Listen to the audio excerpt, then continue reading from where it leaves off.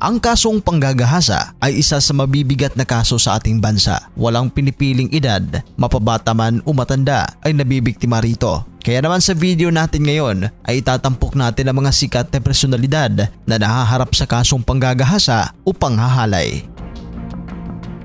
Vong Navarro. Si Vong Navarro ay sinampahan ng kasong panggagahasa kaugnay sa di umano'y panghahalay nito kay Denise Cornejo noong 2014. Ang kaso ay iniharap ng Taguig Prosecutor's Office sa Taguig City Regional Trial Court noong August 2022. Ayon sa mga akusasyon ni Denise, nilasing at ginahasa ng each Showtime host si Denise sa condo unit nito sa Taguig City noong January 17, 2014. September 19, 2022. Sumuko si Vong sa NBI at nakulong ng halos 3 buwan. December 6, 2022, pinayagan ng korte ng Taguig ang kampo ni Vong na makapagpiyansa ng 1 milyong piso kaya ito nakalaya. May 2, 2024, hinatulang guilty sa kasong serious illegal detention for ransom ng Taguig Regional Trial Court's RTC Branch 153 sina Cedric Lee, Denise Cornejo, Ferdinand Guerrero at Simeon Ras sa kasong isinampa laban sa kanila ng aktor na si Vong Navarro. Sina Lee, Cornejo, Guerrero at Ras ay guilty beyond reasonable doubt at sinentensyahan ng reclusion perpetua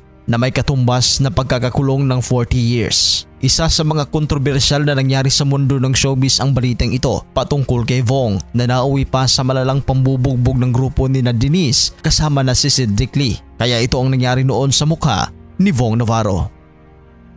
Dennis Da Silva. Nahatulan si Dennis Da Silva ng habang buhay na pagkakakulong o life imprisonment dahil sa mga kasong panggagahasa ng 14 years old na bata na isinampa sa kanya ng dati nitong ka-live-in partner. Ito'y dahil sa paulit-ulit na insidente umano ng pang-aabuso sa 14 na taong gulang na anak ng kanyang ka-live-in partner simula noong 2001. Naaresto si Dennis noong taong 2002. 11 taon ding nakapiit sa Pasig City Jail si Dennis bago ito dinala sa Special Intensive Care Area o SICA ng Metro Manila District Jail sa Taguig City. 2020, lumabas sa desisyon ng korte na guilty ito sa 15 counts ng naturang kaso. At noong February 2021, inilipat na siya sa National Penitentiary sa New Bilibid Prison sa Muntinlupa City para dito pagdusahan ang hatol.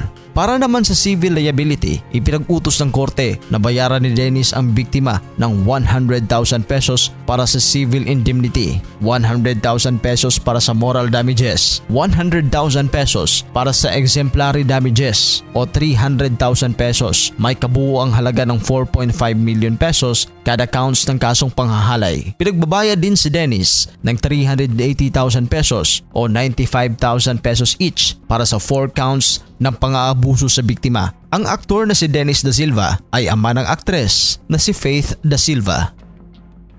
Joel Mendez. Ang celebrity doctor na si Joel Mendez ay 2 beses na aresto dahil sa kaso nitong panggagahasa. Ang kilalang cosmetic surgeon ay unang naaresto noong July 12, 2018 at nakulong sa Mandaluyong City Police Station pero nakalaya rin matapos magpiyansa ng 360,000 pesos. Muli itong naaresto noong September 2020 sa Cagayan de Oro City dahil pa rin sa kahalintulad na kaso. Ayon sa ulat, ang biktima nito ay isang babaeng minor de edad na umano'y model ni Mendez sa klinik nito sa SM Mega Mall. Taong 2016, nakulong din si Mendez para sa kasong tax evasion at nasentensyahan ng 1 hanggang 3 taong pagkakakulong at pagbabayad ng 10,000 pesos bilang danyos.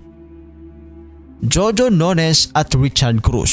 Noong August 2024, araw-araw inaatake ng anxiety ang baguhang young star na si Sandro Mulak dahil sa umano'y panggagahasa sa kanya ng 2 GMA independent contractors na sina Jojo Nones at Richard Cruz. Si Sandro Mulak ay anak ng dating child actor na si Nino Mulak.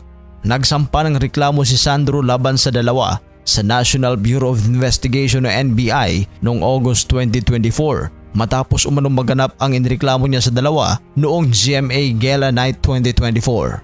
Ayon kay Sandro, pinapunta siya ng 2 contractor sa hotel room nito at doon nilasing at pinasinghot ng hindi malamang bagay na naging dahilan na hindi na niya makontrol ang sarili. Matapos ngang nawalan ito ng kontrol sa sarili ay doon na umano ginawa ni na Jojo at Richard ang malaswang gawain sa baguhang aktor. Umabot pa sa Senate hearing ang naturang issue at nagiging consistent si Sandro sa kanya mga pahayag. Nakahanap naman ng matibay na ebidensya ang prosecutors kaya kinasuhan ng DOJ si Jojo Nones at Richard Cruz. Marami pang biktima ng ganitong uri ng kaso mula sa mga malalaking tao sa mga TV network gaya na lamang sa nangyari kay Gerald Santos noong 2005 kung saan lumantad din siya kasunod ng matapang na paglabas ni Sandro. Ginahasa ron siya ng isang musical director sa GMA7. Kaugnay nito, lumantad din ang singer na si Enzo Almario kung saan naghahasa din umano ito ng musical director na gumahasa din kay Gerald Santos. At yan ang ilang mga Filipino celebrities na nasangkot sa kasong panggagahasa. Para sa inyong reaksyon, please comment down below. At sa mga hindi pa nakapag-subscribe, huwag kalimutan mag-subscribe sa Showbizcaster. Maraming salamat po.